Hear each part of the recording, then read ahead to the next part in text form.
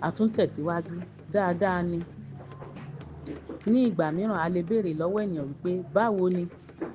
Ẹni náà yóò sì dá wa lóhùn wípé dáadáa ni. Báwo ni means how is it? And the response should be positive.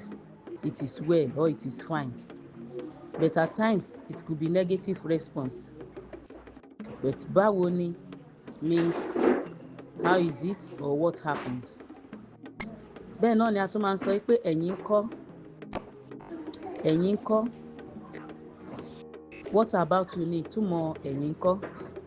Ẹ̀yin ńkọ́ means what about you? A lè fi béèrè lọ́wọ́ ẹni láti mọ ìdí àwọn nǹkan kan pé ẹ̀yin ńkọ́. So what about you is just like asking questions and getting the response. O ṣé tàbí a dúpẹ́. Ó ní wípé ó jẹ́ àwọn gbólóhùn tí a máa ń lò tí ènìyàn bá ṣe nǹkan fún ènìyàn.